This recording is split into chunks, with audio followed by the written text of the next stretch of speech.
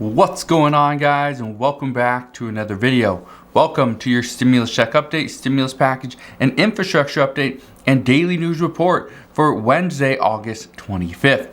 Hopefully you guys are having an incredible week so far, and hopefully your day goes extremely well also. Here's what I want to break down in today's video. We're going to talk about some huge changes, some major changes regarding the stimulus package moving forward, regarding infrastructure, regarding the stimulus checks, and also regarding vaccines. Okay? I'm going to break all this stuff down in today's video. Like I said, hopefully you guys are having a great day. If you could, and you do enjoy these videos, go ahead, hit that like button. It really does help out the channel. Also, consider subscribing. Well, let's get into the update for today. First, yesterday the House passed the $3.5 trillion budget resolution bill. This was the procedural vote to pretty much unlock the budget reconciliation option.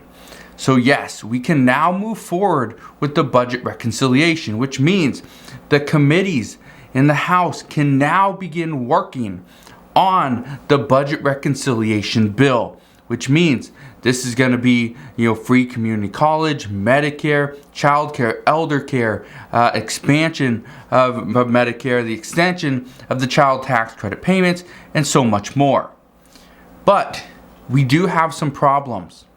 Some lawmakers say that this deal that was struck last night, and I did a video on that last night, this deal that was struck yesterday, this was supposed to get that $3.5 trillion bill and the $1.2 trillion bipartisan bill passed before September 27th.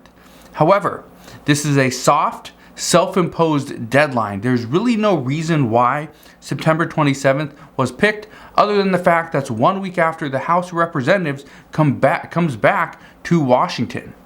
Now again, this bill would have to be done before then. Right now, we are expected to see all pieces of legislation submitted by the middle of September. I think it's like September 15th.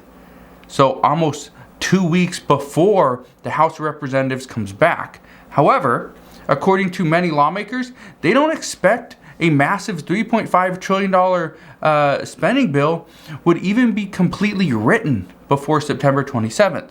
Again, we're a little bit over 1 month away, and they're just now beginning a lot of this process. To make matters even more complicated, Nancy Pelosi, last night, she vowed to craft a bill that will pass not only through the House, but through the Senate as well. And the Senate's where things get very tricky. This means she's going to have to work with Senators Joe Manchin and Kyrsten Sinema to either get them on board and get them to accept a $3.5 trillion infrastructure bill, or she's going to have to work with them to see what they do not like and how they can adjust the size and scope of this bill and still get progressives on board. That's going to be the big thing.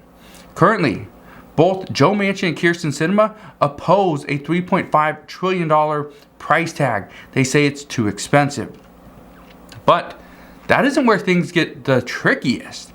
On top of that, Republicans at this time are saying that unless Democrats come forward and start talking with them, not at them, but with them, they're not going to support raising the debt ceiling, which according to Treasury Secretary Janet Yellen has to be done by October 1st. And this is something that is desperately needed, and it needs to happen immediately. Yesterday, Representative Kevin Brady, who is a Republican, he said that, and I quote, "Unless they have a conversation with Republicans, there won't be Republican support in the House." And that's where things get very interesting. The struggle that many lawmakers have right now is that putting the $3.5 trillion infrastructure bill and the $1.2 trillion bipartisan bill in the middle of a debt ceiling fight could be costly for all the bills. It could be detrimental. So, this was one of the reasons why moderates in the House wanted to ensure that the $1.2 trillion bill passed now. They wanted to vote on that yesterday. They didn't get it. Obviously, it didn't work out as they planned, but this was what they wanted. They wanted to make sure that all these very, very important pieces of legislation are not voted on all at the same time, because when this happens, what we see is there's more negotiations. There's other things that are pulled out. Okay? But again, here's what you need to understand. Republicans at this time, a handful of Republicans, have come forward and said that they are willing to negotiate the debt ceiling if Democrats are willing to negotiate the price tag of that $3.5 trillion Democrat-only spending bill. So Republicans are pretty much trying to pull as much leverage as they can and trying to hold the debt ceiling hostage in order to get the price tag of that budget reconciliation bill dropped. Republicans, they want to see this under or right at $2 trillion. That's exactly where Joe Manchin is, and according to reports, that's where Kyrsten Sinema is as well. So we will see what happens there. But again, this is just part of the plan. And the planning process for many is not going as expected. Now, what you also need to keep in mind, and speaking of plans, is that Bernie Sanders, he has had a bunch of plans that he is trying to work out on his own. First, he wants to pass this $3.5 trillion stimulus bill. He says this will be the most transformative piece of legislation in decades, and he says the American people want this. Well, he also took to Twitter yesterday and he said this, and I quote, "Unless we pass the reconciliation bill, seniors won't get dental, vision, hearing, and home care. Drug prices will soar, families will be denied $300 a month per kid, climate change will worsen, families won't receive childcare and affordable housing, no reconciliation, no deal." Well, yesterday I told you that Bernie Sanders wants to see a $3.5 trillion deal. That's the price tag. He wants to see this stay. Nancy Pelosi is now saying she's going to work with senators in the Senate in order to not only make sure the bill passes in the House, but make sure it passes in the Senate as well. And that's where things get very tricky. But this is where many people say the fighting is just going to begin. The fighting is going to begin at the price tag. That's where it's going to start. And then it's going to trickle in to all the different pieces of legislation. That's where these negotiations are going to drag on and take forever. This is one of the reasons why some say that an October 1st deadline for this bill is almost impossible. But we will see. Now, we do have some good news regarding stimulus though. Right now, more lawmakers are talking about stimulus checks to the American people, but they're talking about this because of the Delta COVID variant and how it is surging across the United States. Now, it's not good news for the COVID cases, but for stimulus, this is going to help out millions if we do see additional stimulus to the American people. And what I can tell you right now is that lawmakers, yes, they do support additional stimulus checks, but it's, do they support an additional stimulus check over another piece of legislation like Medicare, like the child tax credit payment extensions, or free community college, affordable housing, immigration reform? Do they support it over any of those things? And that's where some people question it, and whether they're truly wanting to provide more for the American people, or are they just trying to get their own agendas passed through? Well, we will see. We also know many lawmakers are looking into the unemployment situation at this time because they say that we need to think about those that will lose all their income come September 6th. Some say a stimulus check is the only option. Before, I was reporting how stimulus checks were an option. They were an idea, and these were possible if we saw unemployment benefits expire. Well, according to Treasury Secretary Janet Yellen, President Biden, and the Labor Secretary, yes, unemployment benefits will be expiring on September 6th.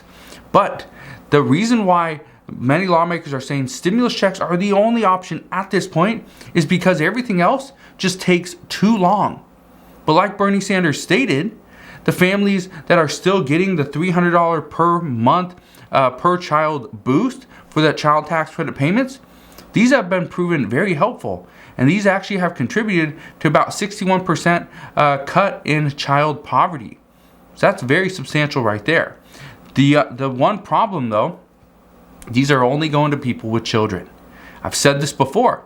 I continue to look every single day for any news on any lawmaker, anybody in Congress, any economist, whatever, that's bringing forward new information about Social Security and why we need to provide people on Social Security more benefits. Well, what I can tell you right now is, are we going to receive assistance? People on Social Security, are you going to receive assistance? Well, nobody's really talking about it.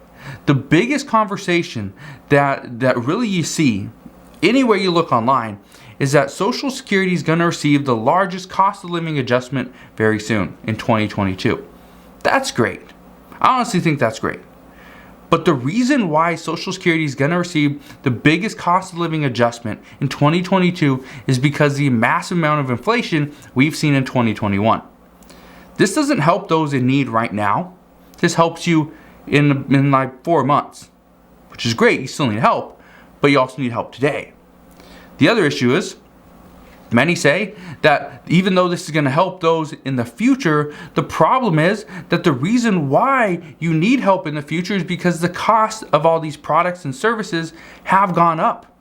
So you may not be able to afford them now, but you can afford them in 4 months. Great.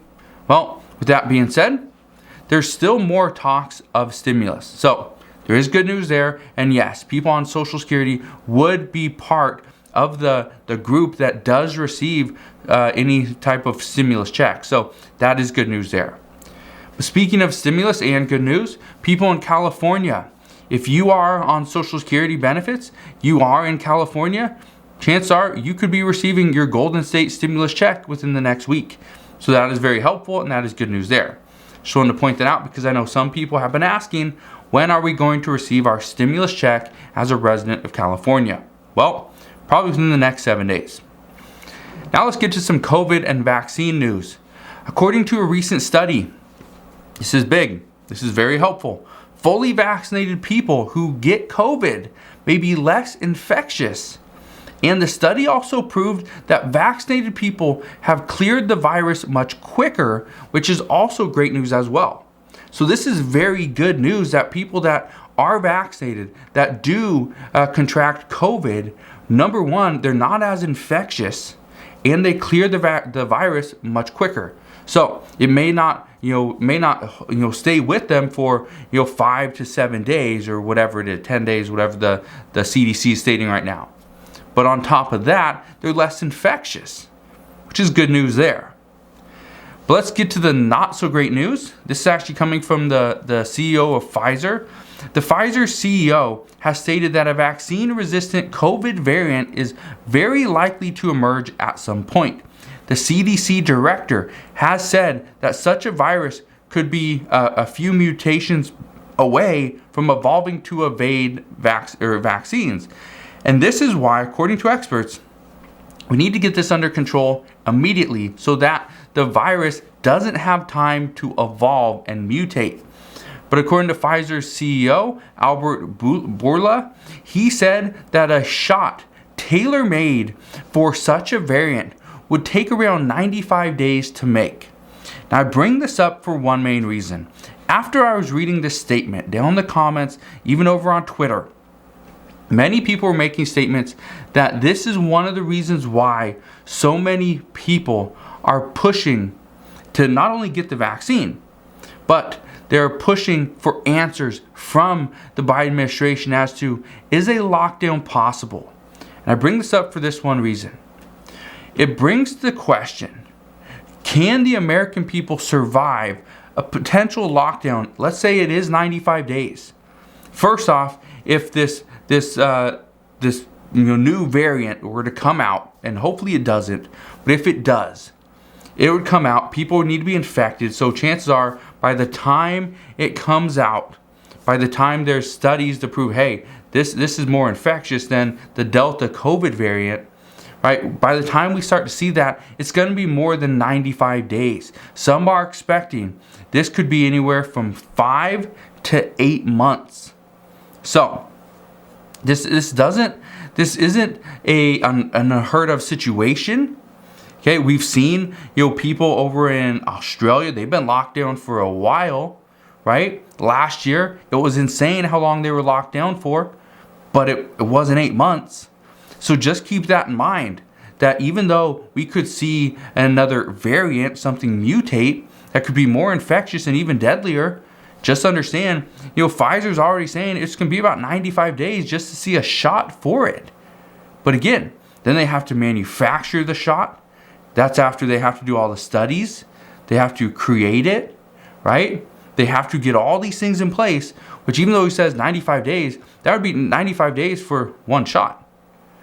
That's great, but we need millions of shots. So that's the issue there.